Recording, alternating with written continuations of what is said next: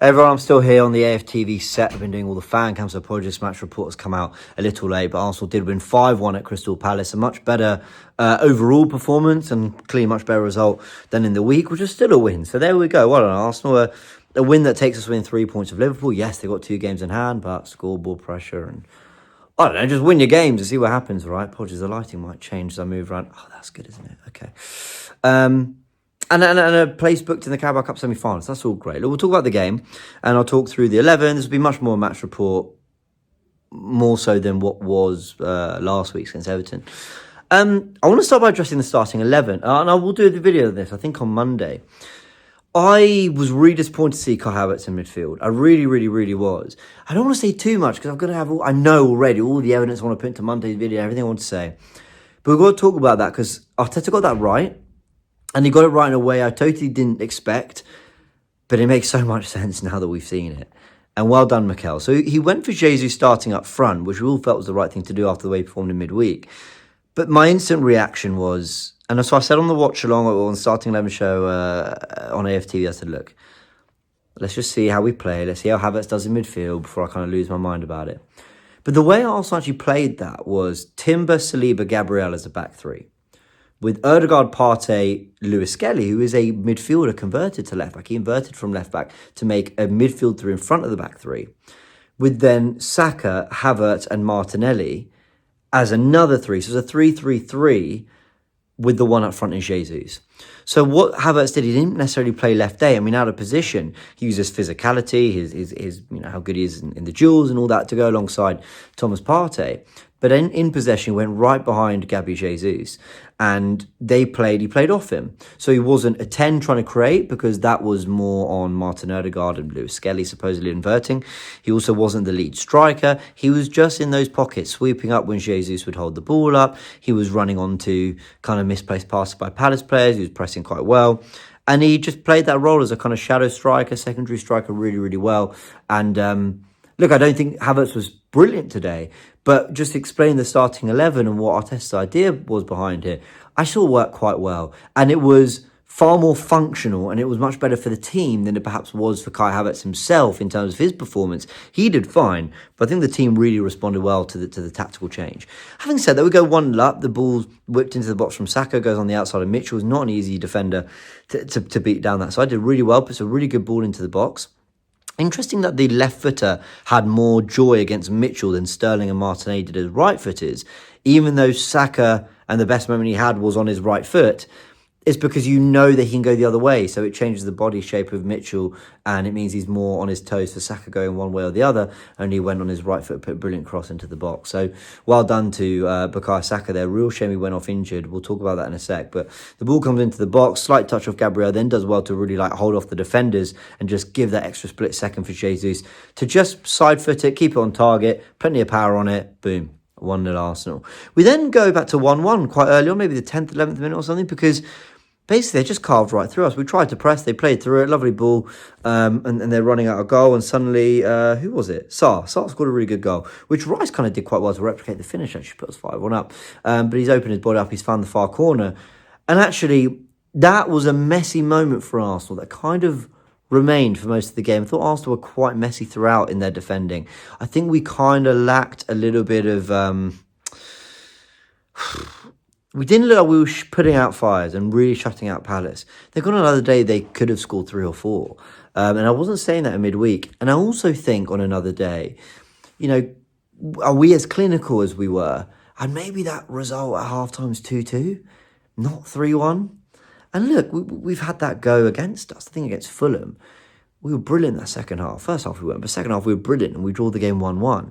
So you win some, you lose some, I guess. I mean, that's football, right? It's the hardest thing is putting the ball in the back of the net. It's a game that revolves around one very simple point scoring system. Not like other sports where there's other ways to pick up points or other things you can rely on. So if you are not clinical in front of goal, it can cost you. And Palace weren't, and Arsenal certainly were. And that's the real big positive I have from this game. We go 2-1 up with Jesus getting another brilliant goal as he just side foots it. But again, with good power, good whip, in off the post. And Arsenal are 2-1 up. And then Kai Havertz from a Jesus header. Martinelli, really good cross into the box. He went out to the right because Saka went off injured.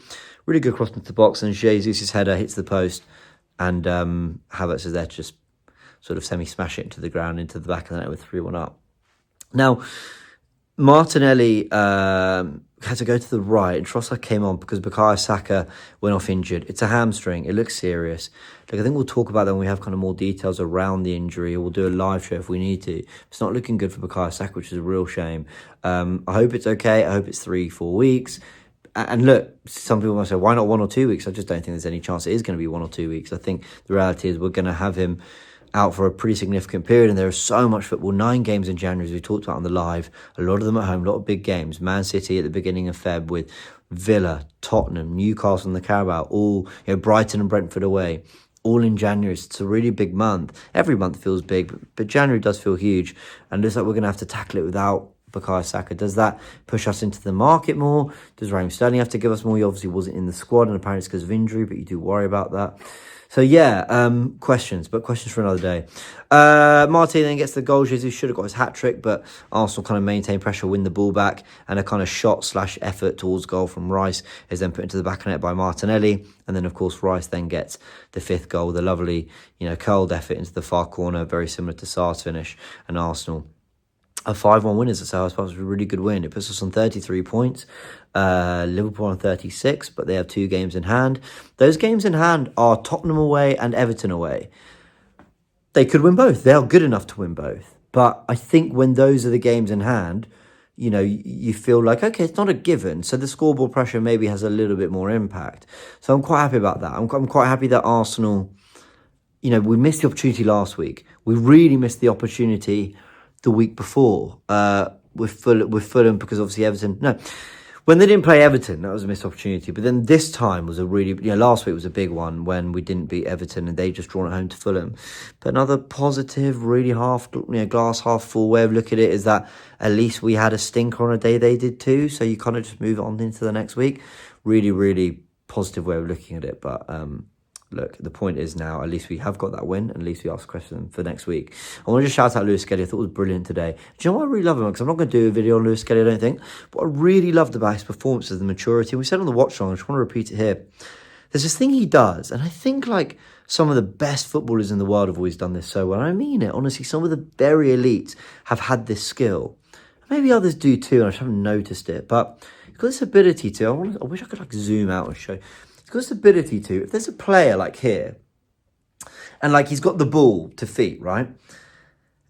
And, the player's coming in to tackle. He's got this ability to not move. The best way to show you this way. Right. So he's left-footed. So imagine my left foot's on this side, not there. So the player's coming. And you think that you would want to take the ball this way, like move away from the oncoming defender and protect and get your body kind of in the way between you and the on-running player. But he actually carries the ball in towards the player. So when the player's coming, he just carries the ball in. So the player has to either pull out the challenge because they know, well, I'm going to bring him down, or they have to clatter into him.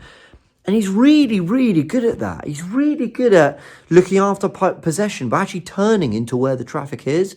And that's not just maturity and great skill. It's real bravery. And it's like, really, like, no, I'm going to play my football, and I'm going to like show you guys I belong at this level by doing the more dangerous things. You get that wrong. And, Dave overturned possession. Suddenly they're running at a back 3, back 2, however we've lined up.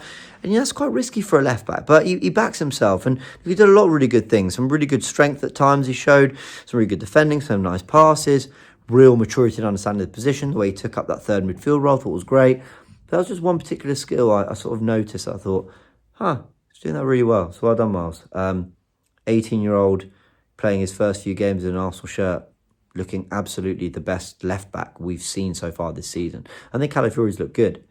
But I think that Monaco performance in tonight is the best I've seen overall as an overall package from a left-back. Look, Calafiori was brilliant. Did well at the Etihad with his goal. Did really well in games against Leicester and Southampton, sure. And he will be the long-term left-back for this season anyway. But fair play to Lewis-Skelly. That was very impressive. All right, everyone, going to leave it there. Hope you enjoyed this match report. It's my thoughts on Arsenal's 5-1 win. And look, we now just hope for a result that does us a favour in the weekend.